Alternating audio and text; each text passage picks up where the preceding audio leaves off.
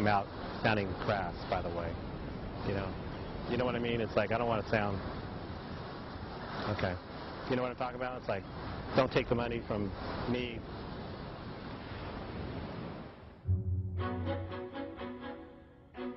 In the early 80s, the American economy was rebuilt around the interests of big business and wealthy individuals, with the idea that their success would eventually benefit everybody. This trickle-down policy was the brainchild of the economist Milton Friedman, who got a Nobel Prize for it in 1976, and now his ideas are more popular than ever. Please be seated. Thank you all very much. It's an honor for me to be here to pay tribute to a hero of freedom, Milton Friedman. He has used a brilliant mind to advance a moral vision.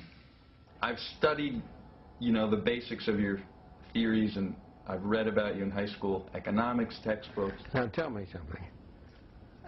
You say you've read some of my work. Have you in fact read Capitalism and Freedom? Well, in school, you're assigned readings, you know what I mean, and then they Xerox it. Okay. Let me go back again. I'm just trying to see how much of a faker you are. Okay. Since the 70s, the gap between the rich and poor has been growing.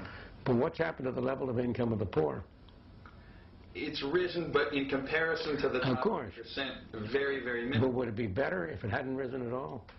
Would it be better if you had kept the difference the same, but no growth in the bottom? Well, if we curtailed growth at the top, you'll kill the growth at the bottom.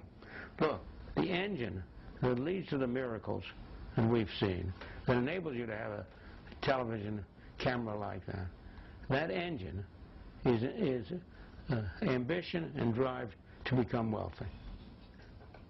People say, well, isn't it selfish that you want to get ahead? No, in a sense. If you have a certain talent, in a free society, you should have the opportunity to discover what that talent is. Everyone has a knack for something, and develop that talent. And by developing your talent, by trying to meet your goals and ambitions, you're not only helping yourself, you're helping others. You might say I came to the attention of top management at a fairly young age. As my father said, there is nothing wrong with nepotism as long as you keep it within the family. And this is a chateau in Valois, France, where we do some of our entertaining for Forbes International. The Highlander is used 2 or 3 nights a week by marketing and advertising. Sometimes you have to spend money to make money. Capitalism is, I think, a moral system. And this idea, in our popular culture, you see it in every novel, the businessman's the heavy. In Hollywood, the businessman and the corporation are always the font of evil. But in the real world, even if you have an unpleasant personality, even if you're the kind of person that make babies cry, and you're just out for yourself, you're not going to make it unless you're doing something for other people. And given all the flaws of human nature, the system has worked. Everybody has a sinful view of making money. Our stores that made the most money had the happiest customers and best co-workers. They were always the most motivated. And there's a relationship between profits and those things. It's not a sin to make money.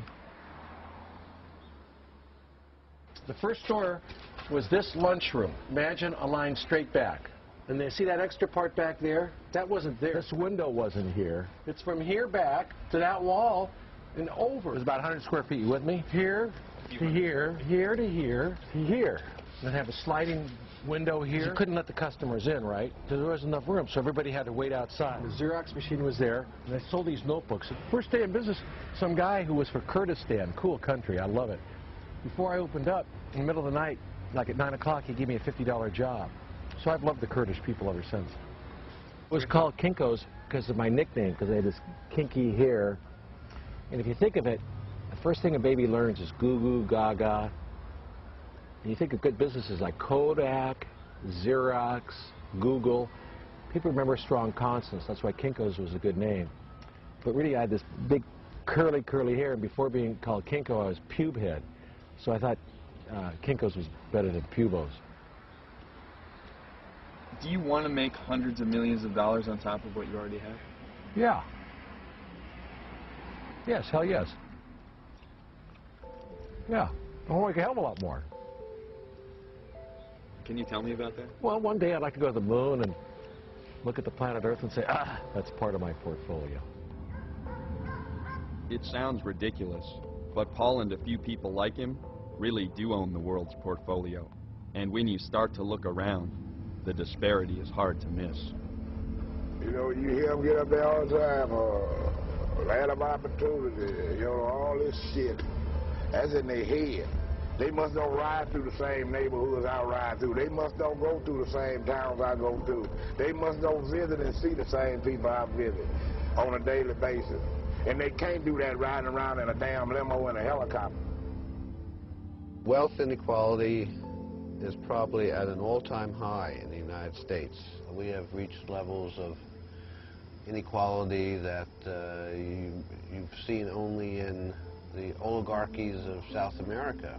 Starting here with the Tale of Two Cities, what you have is a level of concentration of wealth probably never seen before in our history. Now, of course, you have tens of millions of workers who can't live on what they earn, and they're earning less in inflation-adjusted dollars than even 1973. Countries like Peru or Venezuela, Colombia, even Brazil, there have been armed rebellions going on for decades now.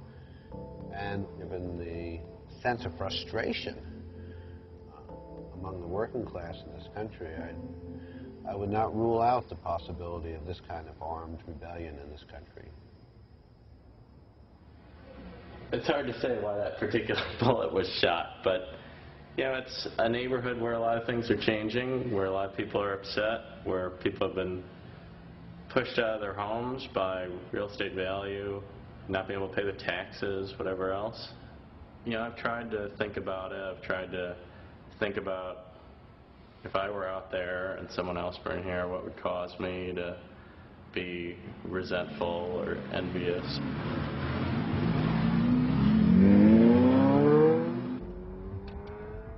The south side of Chicago is one of the poorest inner-city communities in America. But now rich people are moving in and creating some serious changes in the neighborhood. Mr. Pants? Hey, Mr. Pants. Come on in, Mr. Pants. Pants. Mr. Pants is my second kitten. I had a kitten growing up, and when I went to get King, my first Mr. Pants, my father told me, you don't have to buy the first kitten you see. Well, I walked in, he kind of came over and purred, and I was like, oh, I want that one, you know. First kitten I saw, I bought it. Well, buying a condo was kind of similar. I walked into this room and I said, wow, you know, I've been in a lot of the coolest houses in Chicago. I've never seen a room like this. Let's get this condo. So I got with my dad and we talked about it. And I said, wow, I gotta like run to an ATM and get the deposit and whatever. I was just freaked out about it. 30 days later, I owned the place, and haven't regretted the transaction since. It's a very thought-provoking place. You see the train go by, and you're reminded that there are other places in the country other than Chicago. And you see what used to be housing projects are suddenly condos, and you wonder what impact you're having on the city and who lives here, who can afford to live here.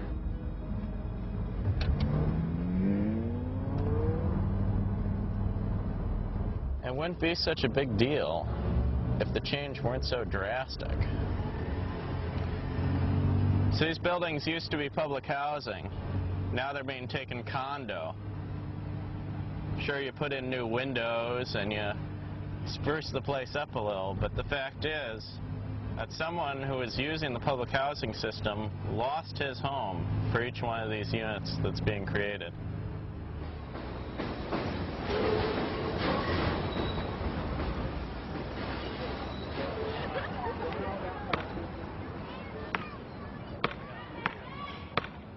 It's happening too quick. The new stores and everything, and the new houses is too quick. The subway right there, all of this is, I mean, it's too quick. It's too